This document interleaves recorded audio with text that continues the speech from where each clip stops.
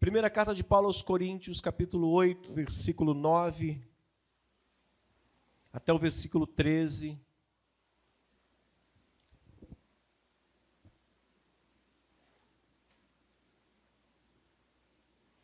Hoje passei o dia todo, eu passo a quarta-feira toda na igreja, me esforçando para ser crente. Passo o dia todo na igreja atendendo, quando posso. Pela manhã eu atendo, mas à tarde não. Eu gosto de me dedicar à leitura, a me reservar para me preparar para a noite. Mesmo que eu não pregue, eu sempre passo o dia todo na igreja, às quartas-feiras. E hoje eu conversando comigo mesmo, né? E eu conversando comigo mesmo disse, meu Deus, a nossa igreja é estranha mesmo. A nossa igreja não é uma igreja popular. A nossa igreja não é uma igreja fácil das pessoas se habituarem ou se ambientarem com ela devido à sua mensagem. Porque nossa preocupação, quando eu digo nossa, isso é a partir da nossa liderança do Bispo Rubem, a partir da nossa liderança do Bispo Rubem e também da Catedral do Bispo Walter, a nossa preocupação é informar pessoas como cidadãos do reino, ou pelo menos ajudar as pessoas a entenderem que elas são cidadãos dos céus, que elas tenham uma filiação, elas têm algo muito mais precioso do que se remete nesse tempo, nesse mundo aqui. Nós temos algo muito maior diante de nós do que simplesmente uma vida aqui. E para vivermos aqui, com nossa mentalidade, o nosso pensamento no céu, a gente precisa doutrinar a nossa vida e principalmente doutriná-la acerca da palavra de Deus. Então ela não é uma igreja muito popular. A mensagem que a gente prega é uma mensagem de confronto, mas jamais com a ideia, com a intenção de ser ofensiva, de magoar pessoas. Mas quando ela fere a gente, ela fere para nos curar, ela fere para nos transformar, ela afeta nosso caráter, ela afeta a nossa vida para, de alguma forma, produzir em nós uma transformação para a glória do nome do Senhor e para que vidas também sejam alcançadas através do nosso testemunho. E hoje, estudando esse texto, comecei na segunda-feira, voltei a ele e eu queria compartilhar com os irmãos sobre algo que a gente, às vezes, descuida. E algo que a gente descuida acaba prejudicando não só a nós, mas também a outras pessoas. Eu queria dividir com os irmãos essa preocupação e transferi-la para você, para que a gente tenha mais cuidado com a nossa vida e nessa caminhada que nós temos aqui nesse mundo. Capítulo 8, verso 9, diz assim, vede, porém, que esta vossa liberdade não venha de algum modo a ser tropeço para os fracos. Você pode ler o 10 comigo? Por quê? Porque se alguém te vir, a ti, que és dotado de saber à mesa em templo de ídolo, não será a consciência do que é fraco induzida a participar de comidas sacrificadas a ídolos? E assim, por causa do teu saber, perece o irmão fraco pelo qual Cristo morreu. Verso 12. E deste modo, pecando contra os irmãos, golpeando-lhes a consciência fraca, é contra Cristo que pecais. E por isso, se a comida serve de escândalo ao meu irmão, leia bem forte, nunca mais comerei carne, para que eu não venha escandalizá-lo. Verso 10. Porque se alguém te vir a ti, que és dotado de saber, um crente, crentaço, sentado à mesa em templo de ídolo, pergunta, não será a consciência do que é fraco induzida a participar de comidas sacrificadas a ídolos? Pergunta que o apóstolo Paulo está fazendo. nós vamos pensar um pouquinho sobre isso. Oremos, nosso Deus e Pai. Prepara-nos o coração para recebermos uma porção da Tua palavra, que é viva e eficaz, mais penetrante do que qualquer espada. Ela penetra até a divisão da alma, medula, e ela também discerne pensamentos. Pai, a Tua palavra vai aonde o homem não é capaz de ir. E indo, ela produz mudança, transformação, quebrantamento, e o Teu nome em tudo isso será glorificado. Abençoa essa pequena meditação, pequena reflexão esta noite, em nome de Jesus. Amém. Eu li um artigo hoje eu esqueci o nome do site que eu gosto muito, que o Bispo Walter recomendou um tempo atrás, eu esqueci. Não sei nem o que eu comi hoje. Mas estava escrito assim, mais um país, ou mais um grupo religioso, cristão, ele colocaram grupo religioso, cristão, é atacado pelos radicais e 20 ou 30 pessoas foram mortas semana passada. Não tem liberdade de pregar o evangelho aonde foi falado, eu não me lembro, semana que vem eu pego. Será que é na Síria? Acho que é. Mais de 20 ou 30 pessoas foram mortas. Não existe liberdade para se pregar o evangelho ali. Então, isso tem uma coisa maravilhosa na nossa vida, é liberdade. Concorda comigo? Essa oportunidade de não estarmos aqui com liberdade de portas abertas, com o porteiro dizendo assim, podem subir à vontade. Não há coisa mais preciosa para a gente do que vivermos em liberdade e sermos livres. Mas o conceito de liberdade que eu quero falar hoje não é essa liberdade de ir e vir, essa liberdade de pregar o evangelho, mas é uma outra liberdade pela qual, quando Cristo nos deu ela, foi quando Ele nos rompeu os grilhões que nos prendiam. A liberdade das amarras que nos faziam escravos do pecado. É essa liberdade que eu quero hoje falar, que não tem algo mais precioso do que sermos livres em Jesus Cristo. Eu não sou mais um homem atemorizado como eu era, como Paulo vai escrever em Romanos 8,15. Antes nós éramos atemorizados por causa do pecado que nos aprisionava. Hoje nós somos livres. Nenhuma condenação há mais para nós que estamos em Cristo. Então não há nada mais precioso para alguém do que liberdade, do que ser livre.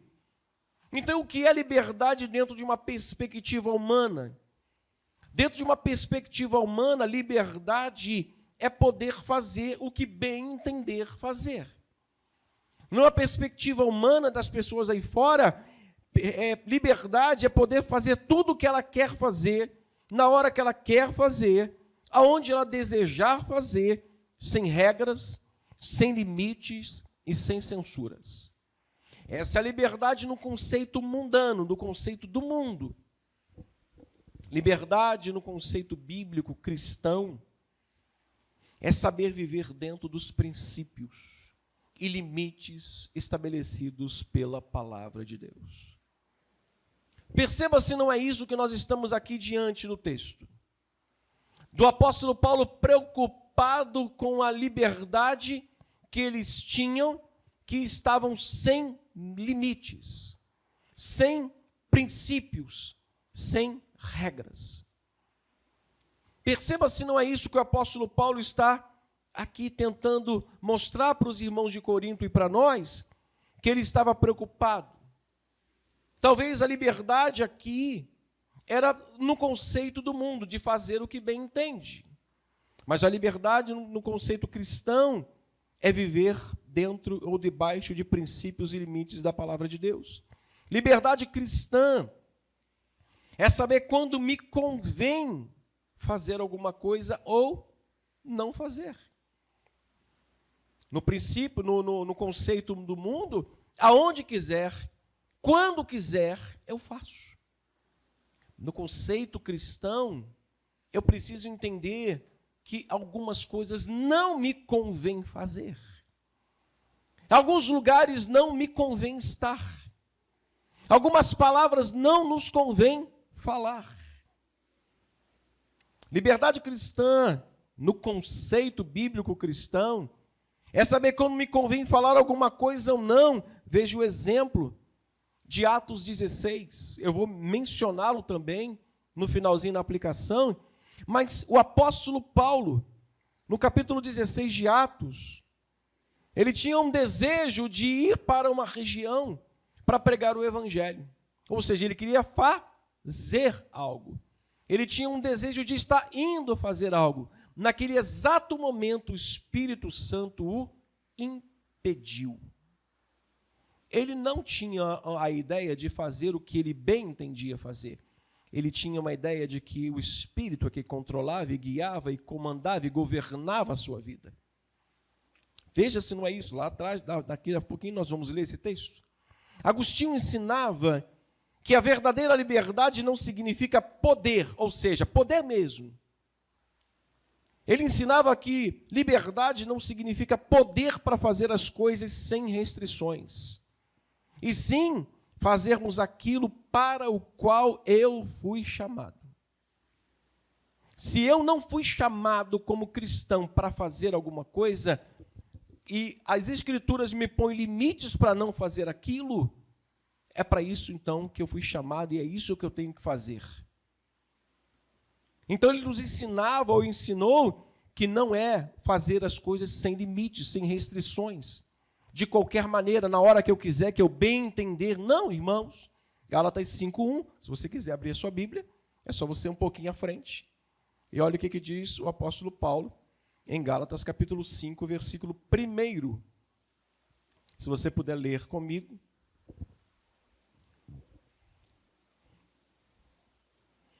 Em vez de você usar o termo nos libertou, use me libertou, para que você possa ter essa palavra para você. Verso 1 do capítulo 5 de Gálatas, vamos juntos? Gálatas fica depois de 2 aos Coríntios, tá? Passe um livro e você vai encontrar Gálatas. Gálatas 5:1, juntos. Para a liberdade foi que Cristo me libertou. Permanecei, pois, firmes, e não vos submetais de novo ao jugo da escravidão. Então, irmãos, não é simplesmente fazer o que eu acho que eu tenho que fazer, na hora que eu tenho que fazer, não. Mas liberdade não significa fazer as coisas sem limites ou restrições, mas fazer aquilo pelo qual eu fui chamado. Nós recebemos um chamado. E para isso nós temos limites estabelecidos pela palavra de Deus. Foi exatamente isso, irmãos, que Paulo em Romanos 8 desejou mostrar. Paulo em Romanos 8 desejou mostrar exatamente isso, que a barreira que tínhamos, que era o pecado, que o pecado produzia na minha vida e na sua vida, diante de Deus, foi removida. É isso que ele deseja mostrar, que nós em Cristo recebemos benefícios para vivermos uma vida de liberdade, e esse benefício removeu as barreiras do pecado que tinha diante de nós, que produzia no homem. Capítulo 8 de Romanos, se você quiser voltar, versículo 1, é só você voltar algumas páginas, um livro antes, e você vai ler o verso 1 e 2. Texto bem conhecido. Mas algumas pessoas estão iniciando a carreira agora e talvez não conheçam tantos textos assim. Vamos ler juntos o verso 1 e 2. Agora, pois, já nenhuma condenação há para os que estão em Cristo Jesus. Por quê? Porque a lei do Espírito da vida em Cristo me livrou da lei do pecado e da morte. Então, irmãos, o pecado limitou o homem a ter que andar sem a orientação de Deus. O pecado levou o homem a ser um homem limitado, uma pessoa limitada, e que vivia à mercê de sua própria vontade, dos seus próprios pensamentos, limitado porque ele não tinha uma conexão com Deus, a orientação divina. Portanto, o homem sem Deus e sem Cristo é descrito nas Escrituras como escravo. O homem sem Deus, sem Jesus, o homem que não foi liberto, que não tem essa liberdade que nós temos em Cristo. O que significa isso? Eu não sou mais escravo. Eu tenho liberdade em Cristo. O homem sem Cristo e sem Deus é como alguém que vive sendo levado pelo curso desse mundo. Nós não. Os benefícios dessa liberdade que Ele nos deu, que ela não é sem restrições, que eu não posso fazer o que eu quero. Pastor, mas Deus nos deu livre-arbítrio com limites, com princípios, com detalhes fundamentais, com coisas que a gente às vezes desconsidera. Eu, há bastante tempo atrás, encontrei com o pastor Renato Soares. Até passei o contato para um irmão nosso esses dias. E o Renato, ele ficou viúvo há pouco tempo, tem mais ou menos 1 ano e pouco que a irmã Solange faleceu, estava doente. E ele tinha uma seminarista lá no seminário dele, e que depois de muitos anos ele veio descobrir, ela se formou, e que ela também ela praticava uma outra religião, além da religião cristã, da fé cristã, de ser também uma seminarista, de ter se formado no seminário, ter se pós-graduado no seminário, ela também exercia a sua fé em outra religião. E aquilo me deixou... Como assim, meu irmão? Me explica esse mistério aqui, eu não estou conseguindo entender. E ele foi confrontá-la, ele foi falar, mas minha irmã, como assim? A irmã professa a fé cristã, a irmã crê que Cristo é suficiente, que as Escrituras são suficientes. Como é que a irmã ainda crê em outra religião e pratica outra religião? Ela usou essa expressão, Deus nos deu o livre-arbítrio. Deus nos deu o livre-arbítrio. Ela tinha a liberdade sem restrições. Ela vivia uma vida que ela não foi liberta, ela não deixou de ser escravo.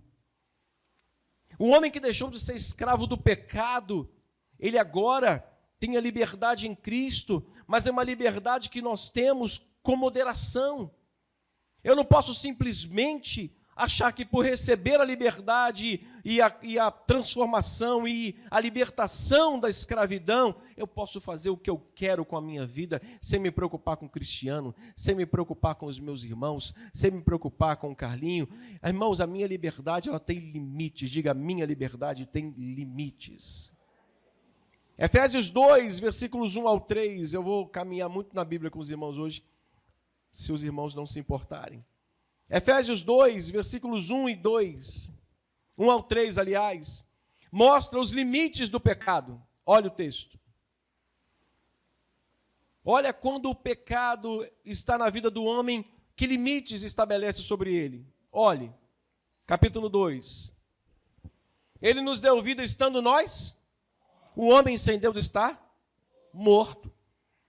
Estando nós mortos em nossos delitos e pecados, nos quais andaste outrora, segundo o curso deste mundo, segundo o príncipe da potestade do ar, do espírito que agora atua nos filhos da... Nós éramos sem Deus, desobedientes. Versículo 3, entre os quais, bem forte, todos nós andávamos outrora, segundo as inclinações da carne, fazendo a vontade da carne, dos pensamentos, e éramos o quê? Por natureza, filhos da ira, como também os demais. Mas olha a partir do versículo 4. A partir do versículo 1 e 3, ele vai colocar os limites, ou as limitações que o pecado produzia no homem sem Deus. Mas a partir do versículo 4, ele mostra a grande liberdade que Cristo nos proporcionou com a sua vida. Mas Deus, verso 4, sendo rico em misericórdia por causa do grande amor com que nos amou, e estando nós mortos lá atrás, nossos delitos e pecados, nos deu vida. nós temos vida, nós temos liberdade, nós somos libertos da escravidão, e juntamente com Ele nos ressuscitou e nos fez assentar nos lugares celestiais em Cristo Jesus. Irmãos, liberdade cristã é a maior prova do amor de Deus para conosco, pois Ele nos livrou dos maiores opositores da vida cristã, dos maiores adversários da vida cristã e do homem, que é o mundo, o diabo e o pecado. É uma prova do grande amor de Deus por nós. Colossenses 1,13, não precisa abrir, eu copiei, colei, diz assim: Ele nos libertou do império das trevas. Olha a operação de guerra que Ele nos fez, Ele nos transportou. Eu fui fazer uns trabalhos um tempo atrás, tenso, perigoso, Nivaldo sabe o que eu estou falando, um caminhão muque pegando 2.270 quilos de um lugar e transportando para o outro, e eu tendo que controlar, Nivaldo, aquele negócio de 2.270 quilos, com a minha mão. Eu falei, vou tirar esse negócio de perto de mim. Eu peguei uma madeira e comecei a ficar empurrando aquele negócio para lá, porque se cai me esmaga. É um trabalho perigoso transportar 2,2 toneladas para um lugar, para o outro. Imagina o que Cristo fez por nós. Nos transportou do império das trevas e nos trouxe para o reino do Filho do seu amor. Nós temos liberdade em Cristo porque Ele nos trouxe das trevas para a sua luz. Liberdade cristã, irmãos, não significa fazer o que eu bem entendo. Ser livre, ser cristão é ser capaz de fazer o que é verdadeiro. É saber o que Paulo escreveu em Filipenses 4,8. Pule uma página e olhe o que ele escreve. Em Filipenses 4,8. Ser cristão é exatamente isso, irmãos. É saber que eu não posso fazer o que eu quero. Ser cristão é ser livre, é ser capaz de fazer o que é verdadeiro. Olha o que ele diz: finalmente, irmãos, tudo que é verdadeiro, tudo que é respeitável, tudo que é justo, tudo que é puro, tudo que é amável, tudo que é de boa fama, se alguma virtude há e se algum louvor existe, seja isso que ocupe o vosso pensamento. Ser livre é ter isso aqui como prática de vida. Não é fazer o que eu bem entendo, mas fazer o que é verdadeiro, que é puro, que é honesto, que é amável, que é de boa fama. Essa era a preocupação do apóstolo Paulo com os irmãos de Corinto. Os crentes mais de idade na fé cristã estavam se achando, ou achando que podiam fazer as coisas sem limites, sem regras. O que acontecia? Historicamente, a comida, a carne que era sacrificada no templo era mais barata. Então eles compravam lá. Os crentes mais maduros podiam comprar aquelas carnes. E o apóstolo Paulo vai dizer: eu não ligo para isso. Vocês podem continuar comprando e comendo. Porque a carne dos ídolos, Paulo vai dizer, nada é. Os ídolos nada são. Paulo não está preocupado se eles vão se contaminar com aquilo, porque Paulo diz, os ídolos não são nada. Meu Deus é tudo. O problema não é o que você está fazendo. O problema é que as pessoas estão vendo você fazer. O problema é que as pessoas estão vendo você indo lá no mercadão, comprando carne sacrificada, e eles estão dizendo assim, mas pode isso? É igual um filho pequeno,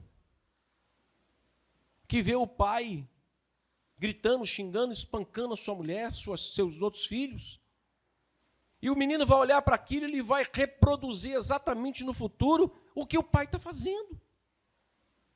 A maneira como o pai age com a mãe, a maneira como o pai age com os filhos, a maneira como ele é, o filho do menino está reproduzindo. Então, exatamente a preocupação de Paulo, os crentes mais maduros estavam fazendo, vocês podem continuar fazendo, mas está condenando os seus irmãos mais fracos a fazerem a mesma coisa. Versículo, volte a Corinto 8. Olha o que ele vai dizer no versículo que nós lemos inicialmente. verso 10, 9. Vede, porém, que a vossa liberdade... Não, verso 10. Porque se alguém te vir a ti, que és dotado de saber, ou seja, maduro na fé, a mesa em templo de ídolo não será consciência do que é fraco, induzida a também participar daquilo? Essa era a preocupação do apóstolo Paulo. Ou seja, não use a sua liberdade da maneira que você achar que deve usar, mas faça sempre preocupado com alguém que esteja perto de você, principalmente com os mais fracos. O nome disso é testemunho, irmãos. O nome disso é cuidado com o nosso testemunho, com o nosso viver diário. O problema, então, não era o que eles faziam, sim, com quem estava vendo o que eles estavam fazendo. No verso 12, para a gente chegar ao caminho final, Paulo aponta 3 situações difíceis como consequência da falta de cuidado desses irmãos com os mais antigos, os mais fracos na fé. Versículo 12, primeira consequência, ele vai mostrar, é um pecado que você está cometendo contra um irmão. Verso 12, então leia. E deste modo, pecando contra os irmãos. Paulo vai dizer uma segunda consequência. Isso é um golpe na consciência deles, golpeando-lhes a consciência dos fracos ou do que é mais fraco. E a pior das consequências é um pecado contra Cristo. Eu peco contra o meu irmão, golpeando a consciência dele e ainda peco contra Jesus.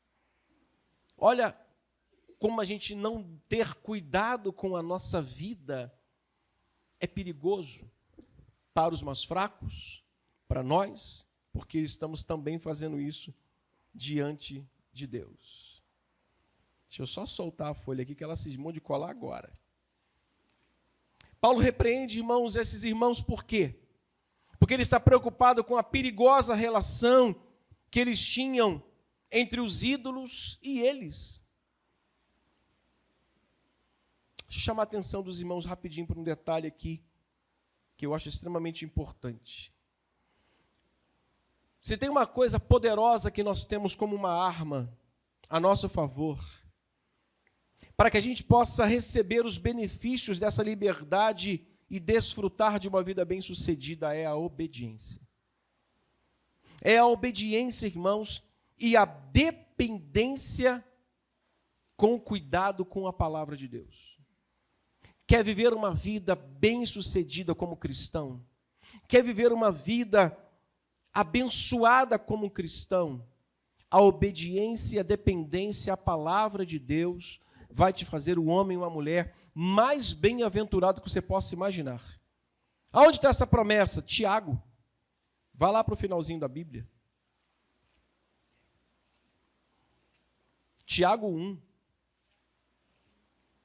Tiago fica depois de Hebreus. O pastor Luiz Carlos vai ter trabalho essa semana, porque alguns aí estão se perdendo aí. Eu vou falar assim, setebe neles. Pode fazer inscrição que o pastor Luiz Carlos é misericordioso. Faz isso não que ele vai me pegar. Já arrumei uns 2 problemas para ele semana passada.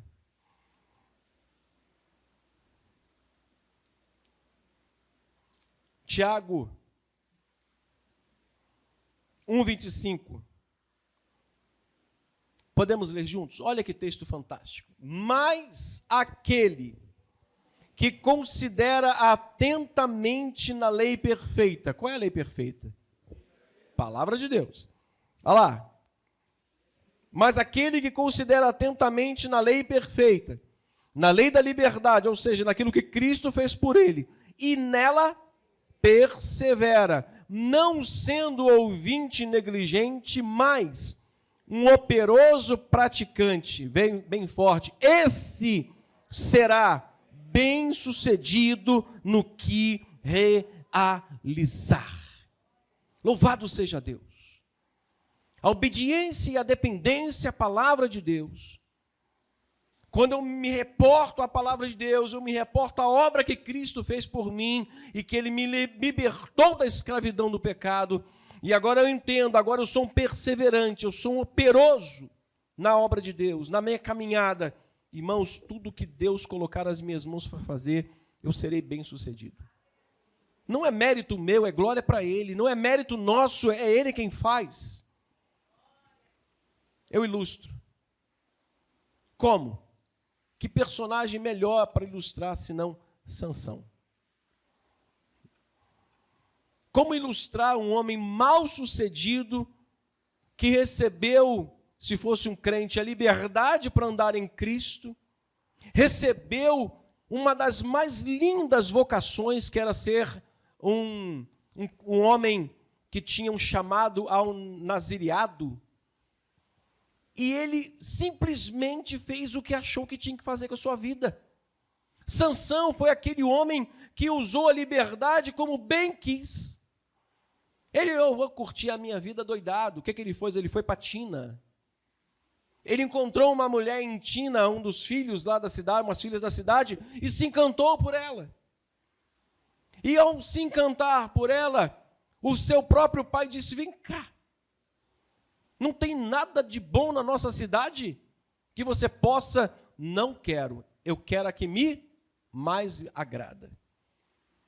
Ele fez da liberdade dele o que ele bem entendia. Irmãos, liberdade cristã não é viver da maneira que eu quero, viver segundo os limites estabelecidos pela palavra de Deus. Qual é o parâmetro para eu fazer alguma coisa? A palavra de Deus.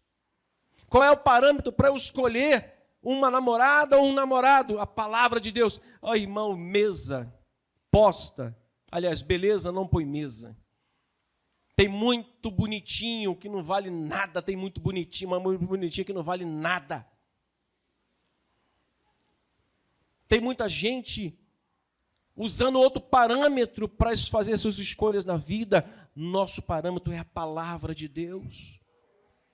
Até para você trocar de igreja, a palavra de Deus tem que ser o parâmetro para você. Mas eu não estou muito querendo ficar na Nova Vida, eu quero uma outra igreja. Olha, não procure igreja boa, porque tu vai encontrar. Não, eu quero uma igreja boa. Não procure boa, porque você vai encontrar muitas. Você vai ficar até perdido de tanta igreja boa.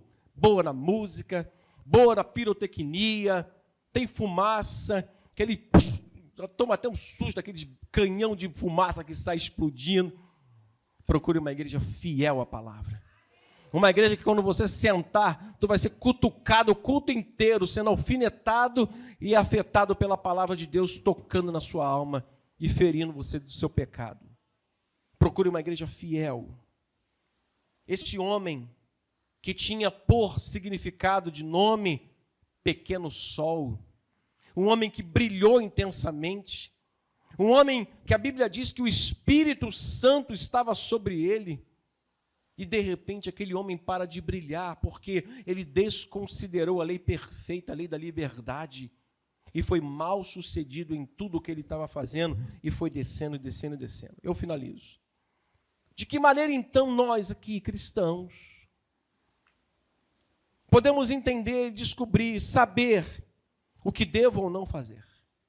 Quem é o meu parâmetro? Capítulo 14 de João. Quem é o meu parâmetro? Capítulo 14 de João. Verso 26. Esse é o nosso parâmetro. Esse é o nosso balizador.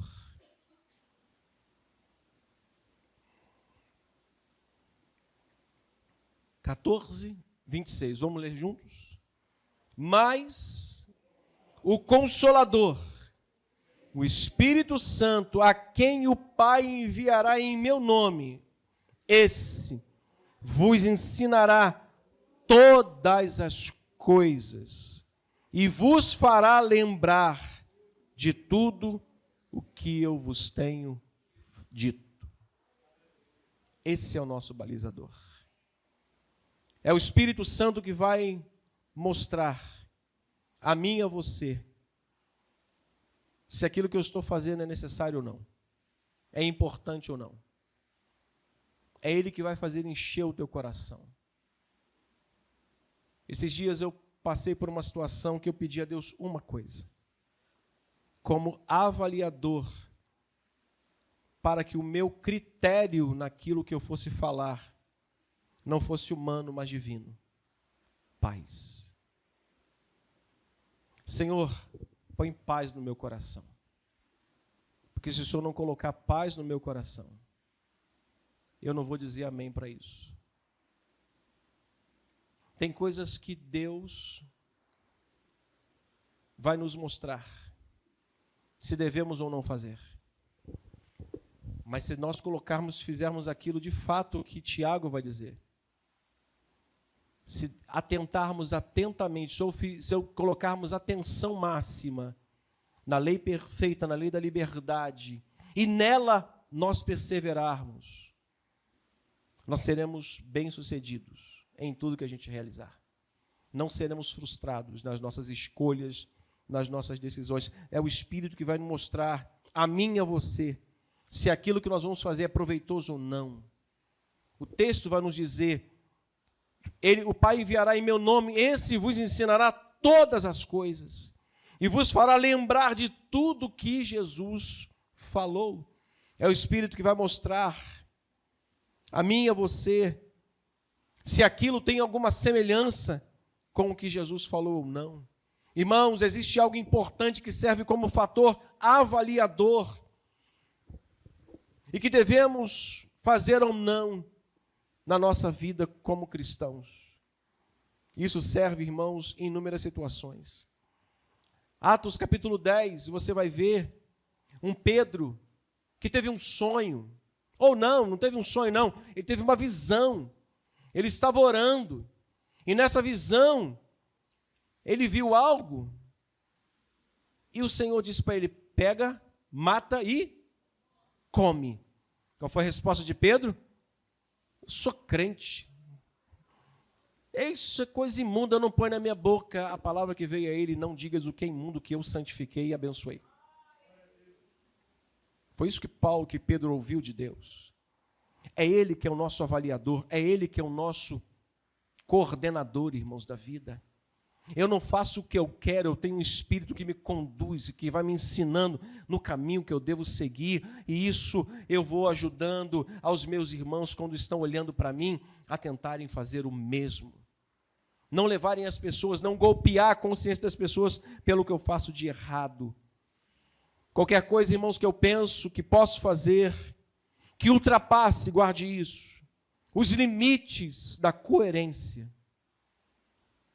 Tudo que eu posso fazer que vai ultrapassar os limites da coerência, da sensatez, da pureza, da santidade, torna-se uma violação daquilo que Cristo fez por nós na cruz do Calvário e nos outorgou. Por isso, irmãos, tomemos cuidados a começar por mim.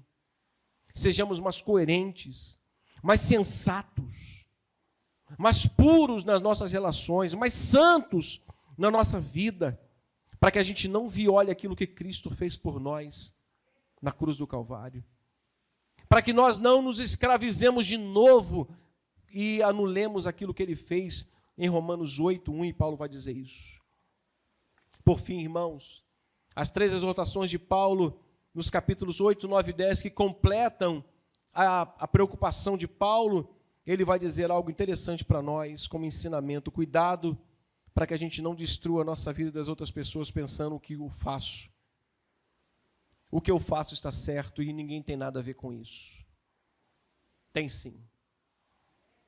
Tem pessoas que falam assim, eu nem ligo porque as pessoas pensam de mim. Comece a se preocupar com isso. Porque aquilo que você faz com as pessoas pode trazer consequência para elas e é um pecado contra Jesus. Aí eu estou nem aí, pastor. Podem reclamar de mim, podem falar de mim, eu faço mesmo. Cuidado com isso. O texto vai dizer que isso é um pecado contra Jesus. Segundo cuidado que ele nos ensina, para não nos tornarmos um obstáculo ao evangelho de Cristo. E por fim, cuidado para não nos tornarmos a semelhança dos incrédulos. Se você puder, o último texto bíblico, primeira carta de Paulo ao Timóteo, capítulo 5, verso 8. Finalzinho lá, antes de Hebreus. Primeira carta de Paulo a Timóteo, finalizo. Capítulo 5, verso 8.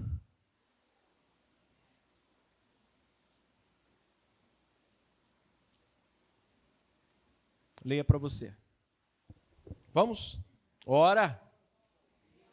Se alguém não tem cuidado dos seus, e especialmente dos da sua própria ou da própria casa, tem negado a fé. E é pior do que o descrente. Paulo vai falar de 3 cuidados que esses irmãos deveriam ter. Tenha esse cuidado. Tomemos cuidado porque foi por essa pessoa que está do seu lado que Jesus também morreu.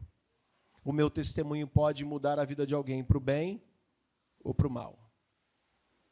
O que eu faço? Eu me mudei de um prédio. E quando eu fui me despedir dos vizinhos, eu, Denise, nos despedimos do síndico, que não era próximo, mas era uma pessoa muito solícita a gente, muito educado.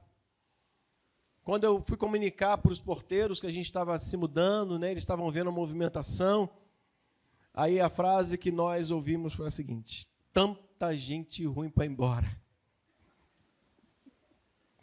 Eu louvei a Deus, porque ele disse assim, tinha um pastor aqui que saiu daqui, o pastor Otávio, que nunca pagou o condomínio, que nunca nos dava nem bom dia, boa tarde, boa noite. Irmãos, o que a gente faz tem importância. O que a gente faz tem importância sim. Eu não ligo, passe a ficar preocupado com isso. Passe a ficar preocupado com o que as pessoas estão pensando de você. Porque se elas forem fracas de consciência, pode estar golpeando a consciência delas. E pode estar cometendo um sério pecado contra Jesus, sendo um obstáculo ao evangelho de Cristo na vida delas. Que Deus nos ajude. Vamos orar. Nosso Deus...